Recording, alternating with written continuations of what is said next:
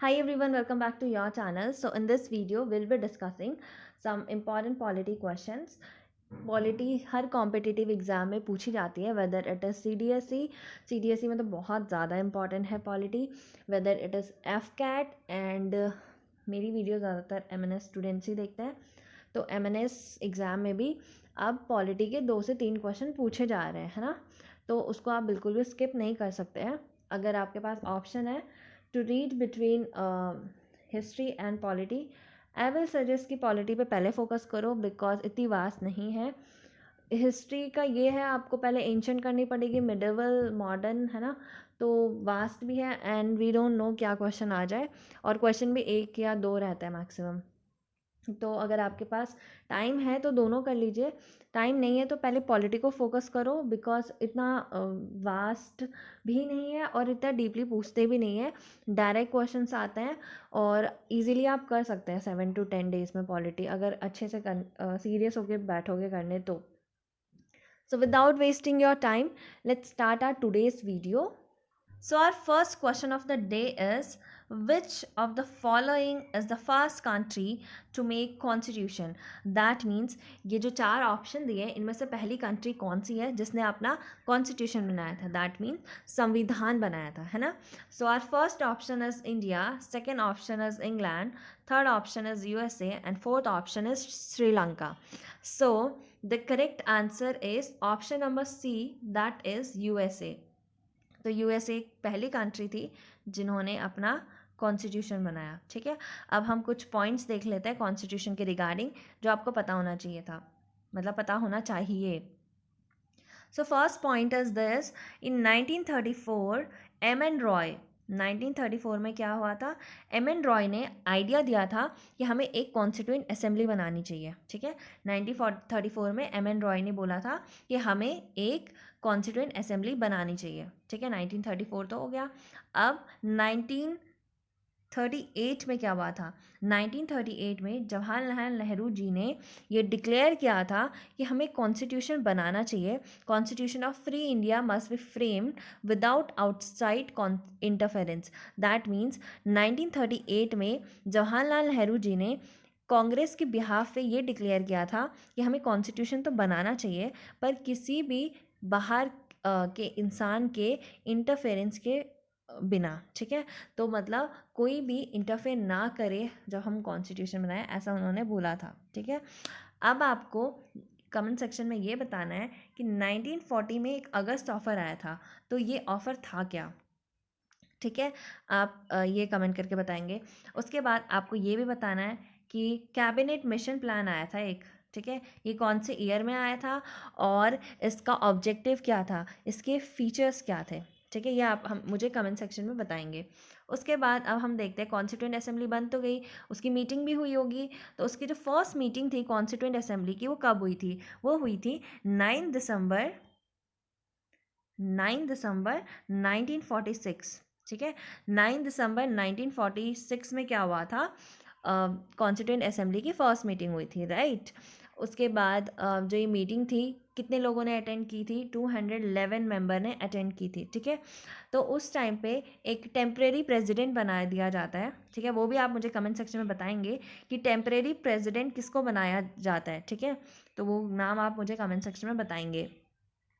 उसके बाद अभी तो हमने टेम्परेरी बनाया था, उसके बाद इलेक्ट होते हैं एक, लाइक इलेक्ट भी किया जाता है प्रेसिडेंट को, जो टेम्परेरी नहीं होते, परमानेंट होते हैं. उनका नाम था डॉक्टर राजेंद्र प्रसाद. ठीक है, तो आपको कमेंट करके नीचे ये बताना है टेम्परेरी प्रेसिडेंट किसको बनाया जाता है उस टाइम के लिए. ठीक है, बाद में तो राजेंद्र प्रसाद जी को इलेक्ट कर दिया जाता है, पर टेम्परेरी किसको बनाया जाता है वो आप कमेंट करके बताएंगे.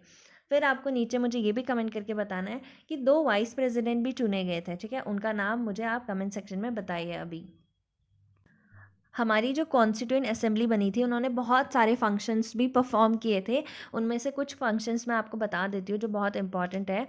सबसे पहले इन्होंने जो नेशनल फ्लैग है, नेशनल फ्लैग अडॉप्ट किया था. वो कब किया था नेशनल फ्लैग, जुलाई 22 1947. ठीक है, तो नेशनल फ्लैग कब अडॉप्ट किया था, 22 जुलाई 1947, राइट.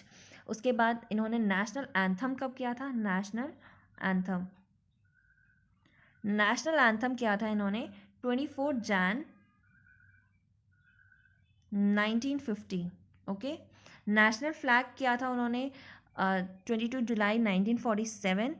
नेशनल एंथम किया था जनवरी 24 1950। तो इन्होंने नेशनल सॉन्ग कब किया था अडॉप्ट?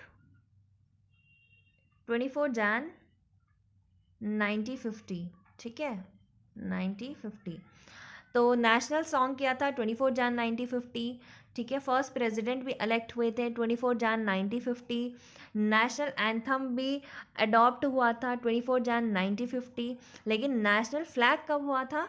22 जुलाई 1947, ठीक है। एक बस ये जो नेशनल फ्लैग है यही 22 जुलाई 1947 है, वरना नेशनल एंथम, नेशनल सॉन्ग और फर्स्ट प्रेसिडेंट हमारे 24 जैन 1950 को ही अडॉप्ट हुए थे, ठीक है।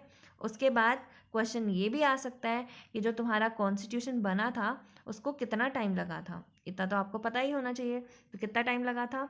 2 years 11 months और 18 days, है ना। इतना टाइम लगा था हमारे कॉन्स्टिट्यूशन को बनने में, ठीक है। हमने अभी पढ़ा था कि जो कॉन्स्टिट्यूएंट असेंबली है उसकी फर्स्ट मीटिंग कब हुई थी? 9 दिसंबर, एक मिनट, हाँ, 9 दिसंबर 1946 को हमारी फर्स्ट कॉन्स्टिट्यूएंट असेंबली की मीटिंग हुई थी, है ना। तो उसका फाइनल सेशन भी तो हुआ होगा, वो कब हुआ था? वो हुआ था 24 जैन 1950। तो शुरू यहाँ से हुई थी 9 दिसंबर 1946 और इसका फाइनल सेशन कब हुआ था? 24 जैन 1950, ओके। तो जब हमारा कॉन्स्टिट्यूशन बन रहा था उस टाइम पे बहुत ज़्यादा minor committee and major committee बनती हैं, ठीक है, बहुत सारी बनती हैं। उनमें से एक ड्राफ्टिंग कमेटी भी होती है। अब ड्राफ्टिंग कमेटी क्या होती है? Drafting committee means a group of people who sit together to frame a constitution. बहुत सारे लोग जब बैठते हैं, ठीक है, और डिस्कस करते हैं कि कैसा कॉन्स्टिट्यूशन होगा, है ना। तो पूरा कॉन्स्टिट्यूशन वो क्या करते हैं? फ्रेम करते हैं, है ना। तो उसके भी आपको मेंबर्स पता होने चाहिए कि ड्राफ्टिंग कमेटी के मेंबर सबसे पहले कितने थे और कौन कौन थे, है ना। तो सबसे पहले ड्राफ्टिंग कमेटी के मेंबर थे B.R. अम्बेडकर, ठीक है, Ambedkar first. Second, B.R. Ambedkar ही इसके चेयरमैन थे ड्राफ्टिंग कमेटी के, ओके। सेकंड थे N. Gopalaswami, N. Gopalaswami Ayyangar, ठीक है। फर्स्ट थे B.R. अम्बेडकर, सेकंड थे N. Gopalaswami Ayyangar, B.R. Ambedkar इसके चेयरमैन थे, ठीक है। थर्ड कौन थे इसके मेंबर? एक मिनट।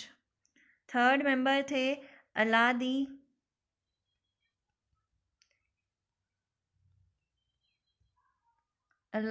कृष्ण स्वामी अय्यर, ठीक है।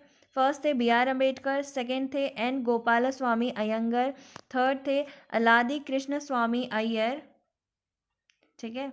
और फोर्थ कौन थे?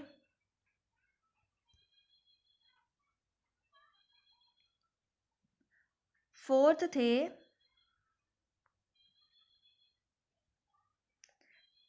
Doctor K.M. मुंशी, ठीक है। फोर्थ थे K.M. मुंशी। फिफ्थ कौन थे? फिफ्थ थे सैयद SYED, सैयद मोहम्मद सादुल्लाह, ठीक है। ये सारे इनके मेंबर थे। फिफ्थ हो गया। सिक्स्थ कौन थे? एक मिनट। सिक्स्थ थे N. माधवा राव, ठीक है। सेवेंथ कौन थे? TT कृष्णमाचारी, इसकी स्पेलिंग देख लेना, यहाँ पे नहीं आ रही। तो 7 मेंबर ये पता होने चाहिए आपको, ठीक है। उसके बाद और भी बहुत सारी इन्फॉर्मेशन है जो आपको पता होनी चाहिए। फॉर एग्ज़ाम्पल, जो कॉन्स्टिट्यूशन जब अडॉप्ट किया गया था 26 नवंबर 1949 में, ठीक है। कॉन्स्टिट्यूशन अडॉप्ट कब हुआ था? 26 नवंबर 1949 में। तो उसमें क्या क्या चीज़ें थी? प्रियम्बल था ऑब्वियसली बात है प्रियम्बल होगा ही। 395 आर्टिकल्स थे, ठीक है, और 8 शेड्यूल्स थे। Okay, our next question is name the first Indian to get Bharat Ratna posthumously. So our first option is Atal Bihari Vajpayee, second Lal Bahadur Shastri, third C.K. Naidu, and fourth Mihir Sen. And the correct answer is option number B, that is Lal Bahadur Shastri. Our next question is the Indian Constitution came into force on. So the options are as follow: A 26 Jan 1950, B 26 Jan 1952, C 15 August 1948, or D 13 November 1949. So the correct answer is option number A. एक minute.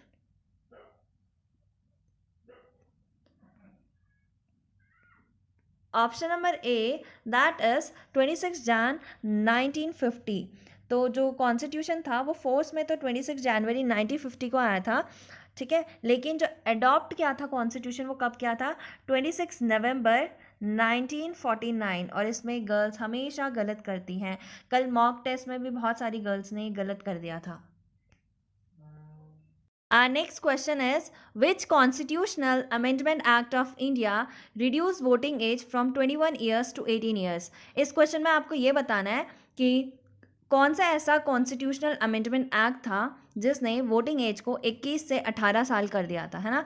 जैसे कि आपको पता होगा पहले सिर्फ 21 साल के जो लोग होते थे वही वोट कर सकते थे, लेकिन अब 18 एंड 18 अबव वोट कर सकते हैं, है ना। तो आपको इसमें बताना है कौन सा ऐसा अमेंडमेंट था जिसने 21 ईयर से अब 18 ईयर कर दिया था, मतलब जो वोटिंग एज है ना। So the correct answer is option number B, that is 61st amendment act, ठीक है। अब हम कुछ इंपॉर्टेंट अमेंडमेंट एक्ट देखेंगे जो ऑलरेडी CDSE एग्ज़ाम में पूछे जा चुके हैं या फिर NDA में पूछे जा चुके हैं और बाकी कॉम्पिटिटिव एग्ज़ाम के लिए भी बहुत इंपॉर्टेंट है। सबसे पहला क्वेश्चन ये पता होना चाहिए आपको कि कौन से अमेंडमेंट एक्ट को मिनी कॉन्स्टिट्यूशन बोलते हैं, ठीक है। क्या बोलते हैं? Mini constitution. तो वो कौन सा अमेंडमेंट एक्ट है? वो है 42nd अमेंडमेंट एक्ट, ओके। तो 42nd अमेंडमेंट एक्ट 1976 को क्या बोलते हैं? मिनी कॉन्स्टिट्यूशन, ठीक है। तो 42nd अमेंडमेंट एक्ट को क्या बोलते हैं? Mini constitution, right. तो इसने बहुत सारे फीचर्स भी ऐड किए थे, जैसे कि इस अमेंडमेंट एक्ट से हमारा जो क्या बोल सकते हैं प्रियम्बल था उसमें 2-3 टर्म्स इंट्रोड्यूस हुई थी, जैसे कि सोशलिस्ट, ठीक है, सोशलिस्ट हुआ था इंट्रोड्यूस्ड, और क्या हुआ था? सेकुलर इंट्रोड्यूस हुआ था, ठीक है। सोशलिस्ट इंट्रोड्यूस हुआ था, सेकुलर इंट्रोड्यूस्ड हुआ था, ठीक है, और क्या हुआ था? इंटीग्रिटी भी बाद में इंट्रोड्यूस कर दिया गया था 42nd अमेंडमेंट एक्ट 1976 से, ठीक है। और 42nd अमेंडमेंट एक्ट 1976 ने और क्या किया था? आर्टिकल 51A इंट्रोड्यूस किया था। और आर्टिकल 51A क्या है? आर्टिकल 51A में क्या है? 10 फंडामेंटल ड्यूटीज़ है ना। तो ये भी 42nd अमेंडमेंट एक्ट 1976 ने ही इंट्रोड्यूस किया था। अब हम देखेंगे 44th अमेंडमेंट एक्ट क्यों इम्पॉर्टेंट है, ठीक है। तो जो 44th अमेंडमेंट एक्ट था 1978 का, उसने क्या किया था? जो राइट टू प्रॉपर्टी हमारी क्या थी पहले? राइट टू प्रॉपर्टी एक फंडामेंटल राइट थी, राइट। तो ये जो 44th अमेंडमेंट एक्ट था इसने राइट टू प्रॉपर्टी को रिमूव कर दिया था फंडामेंटल राइट से। और राइट टू प्रॉपर्टी कौन से फंडामेंटल राइट में था? आर्टिकल 31 में, ठीक है। आर्टिकल 31 में था राइट टू प्रॉपर्टी, और ये क्या था? एक फंडामेंटल राइट। तो राइट टू प्रॉपर्टी को रिमूव कर दिया गया फंडामेंटल राइट से और इसको लीगल राइट के अंदर डाल दिया गया, ठीक है। और कौन से आर्टिकल में? 300A, ठीक है। तो पहले आर्टिकल 31 में क्या था? राइट टू प्रॉपर्टी था जो कि एक फंडामेंटल राइट था। अब इसको फंडामेंटल राइट से कहाँ डाल दिया गया? लीगल राइट में। और कौन से आर्टिकल में? 300A। और कौन से इम्पॉर्टेंट अमेंडमेंट है हमारा एक इम्पॉर्टेंट अमेंडमेंट है 73rd अमेंडमेंट एक्ट 1992। तो ये जो 73rd अमेंडमेंट एक्ट 1992 था इसमें क्या इंट्रोड्यूस किया गया? पंचायती राज सिस्टम। तो पंचायती राज सिस्टम कौन से अमेंडमेंट से इंट्रोड्यूस हुई है? 73rd amendment act 1992, right. उसके बाद अर्बन लोकल बॉडीज़ की हम बात कर लेते हैं। अर्बन लोकल बॉडीज़ जो है इंट्रोड्यूस हुई थी 74th अमेंडमेंट एक्ट 1992। तो 74th से हुई थी अर्बन में, ठीक है, अर्बन बॉडीज़, और 73rd से हुई थी पंचायती राज सिस्टम, ठीक है। उससे भी इम्पॉर्टेंट एक अमेंडमेंट है जिसको हम बोलते हैं 86th amendment act 86th amendment act 2002। 86th amendment act 2002 इसलिए इम्पॉर्टेंट है क्योंकि जो एलिमेंट्री एजुकेशन होती है, आपको पता ही होगा, 6 से लेकर 14 ईयर्स के एज तक जो एजुकेशन होती है उसे हम क्या बोलते हैं? एलिमेंट्री एजुकेशन, है ना। तो जो एलिमेंट्री एजुकेशन थी उसको फंडामेंटल राइट बनाया गया, ठीक है। फ्री एंड कंपलसरी एजुकेशन किया गया किसके लिए? 6 to 14 ईयर्स तक के चिल्ड्रन के लिए, ठीक है। और ये कौन से अमेंडमेंट एक्ट से हुआ था? 86th amendment act 2002। Next amendment act है हमारा 95th, एक मिनट, 95th अमेंडमेंट एक्ट 2009। ये क्यों इम्पॉर्टेंट है? 95th अमेंडमेंट एक्ट 2009 ने क्या करा था? जो रिजर्वेशन ऑफ सीट्स होती है ना, किसके लिए? SC ST, ठीक है, और कुछ कुछ जो एंग्लो इंडियंस वगैरह के लिए जो रिजर्वेशन दिया था उसको एक्सटेंड कर दिया था 10 ईयर्स के लिए, ठीक है। तो ये किस अमेंडमेंट एक्ट में हुआ था? 95th अमेंडमेंट एक्ट 2009 में, ठीक है। फिर मुझे एक और अमेंडमेंट एक्ट आपको बताना है, एक मिनट। नेक्स्ट हमारा जो अमेंडमेंट एक्ट है वो है 101 अमेंडमेंट एक्ट 2016। ये क्यों इम्पॉर्टेंट है? 101 अमेंडमेंट एक्ट 2016 ने क्या इंट्रोड्यूस किया था? GST, ठीक है। और GST का फुल फॉर्म क्या होता है? गुड्स एंड सर्विस टैक्स, ठीक है। नेक्स्ट अमेंडमेंट बहुत बहुत बहुत ज़्यादा न्यूज़ में थी, वो कौन सा अमेंडमेंट था? 103rd 103 amendment act 2019। ये क्यों न्यूज़ में था? 103 अमेंडमेंट एक्ट 2019 किसके लिए? जो 10% रिजर्वेशन मिला था, किसको मिला था ये 10% रिजर्वेशन? EWS मतलब इकोनॉमिकली वीकर सेक्शन, है ना। तो ये जो EWS को 10% जो रिजर्वेशन मिला था वो किस अमेंडमेंट की वजह से मिला था? 103rd amendment act 2019, okay. Next question is governor is sworn by. इसमें आपको ये बताना है कि जो गवर्नर है उसको शपथ कौन दिलाता है, दैट मीन्स ओथ कौन दिलाता है। And the options are as follow: A chief justice of high court, B president, C speaker of assembly, and D chief justice of India. So the correct answer is option number D, that is CGI of India. CGI means chief justice of India, ठीक है। तो ये question आ रखा है MNS में, तो इसके regarding हम इम्पॉर्टेंट पॉइंट्स देख लेंगे। तो सबसे पहले हम प्रेसिडेंट का देख लेते हैं। जो प्रेसिडेंट होता है, ठीक है, उसको ओथ कौन दिलाता है? चीफ जस्टिस, ठीक है। यहाँ पे मैं CGI लिख देती हूँ। प्रेसिडेंट को ओथ कौन दिलाता है? चीफ जस्टिस, ठीक है, of supreme court, chief justice of supreme court. और प्रेसिडेंट रेजिग्नेशन किसको देता है? वाइस प्रेसिडेंट को, ठीक है। प्रेसिडेंट हो गया हमारा। Second vice president, vice president जो ओथ है वो वाइस प्रेसिडेंट को ओथ कौन दिलाता है? प्रेसिडेंट, ठीक है। और ये रेजिग्नेशन भी देता है प्रेसिडेंट को ही। थर्ड हो जाएगा हमारा गवर्नर, जो हमने अभी पढ़ा। गवर्नर को ओथ दिलाते हैं chief justice of India, chief justice of high court. और इस रेजिग्नेशन कौन देगा? प्रेसिडेंट, ठीक है। तो प्रेसिडेंट जो है, प्रेसिडेंट को ओथ दिलाता है chief justice of supreme court. Resignation देंगे ये वाइस प्रेसिडेंट को। जो वाइस प्रेसिडेंट है उनको ओथ दिलाता है प्रेसिडेंट, और ये रेजिग्नेशन देता है प्रेसिडेंट को ही, ठीक है। और जो गवर्नर होता है वो देगा मतलब उनको ओथ दिलाएंगे chief justice of high court, और रेजिग्नेशन ये देंगे प्रेसिडेंट को। ठीक है, और भी चीज़ें इंपॉर्टेंट है, ये टेबल याद कर लेना। फिर जो चीफ जस्टिस ऑफ इंडिया होता है, एक minute, chief justice of India होता है, उसको ओथ दिलाते हैं प्रेसिडेंट। ठीक है, और रेजिग्नेशन ये देते हैं प्रेसिडेंट को ही। ठीक है, फिर आते हैं हमारे पीएम, प्राइम मिनिस्टर, उनको ओथ दिलाते हैं प्रेसिडेंट। ठीक है, और ये रेजिग्नेशन भी किसको देते हैं, प्रेसिडेंट को ही। ठीक है, फिर आते हैं स्पीकर ऑफ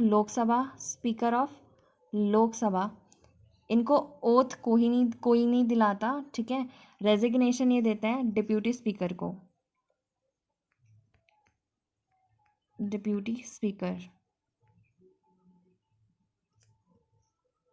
तो मैंने ऐसे क्यों बोला कि स्पीकर को कोई भी ओथ नहीं दिलाता, ये मैंने इसलिए बोला क्योंकि जो स्पीकर होते हैं वो ओथ किनके साथ लेते हैं, जो दूसरे मेंबर होते हैं। ठीक है, जैसे कि प्रोटम स्पीकर वगैरह होते हैं, है ना, उनके साथ ओथ लेंगे, पर इनकी कोई अलग से सेपरेट ओथ सेरेमनी वगैरह नहीं होती। ठीक है, जैसे प्रेसिडेंट, प्राइम मिनिस्टर, इनकी क्या होती है, ओथ सेरेमनी वगैरह सेपरेटली ली जाती है ना, तो इनकी नहीं होती है ना।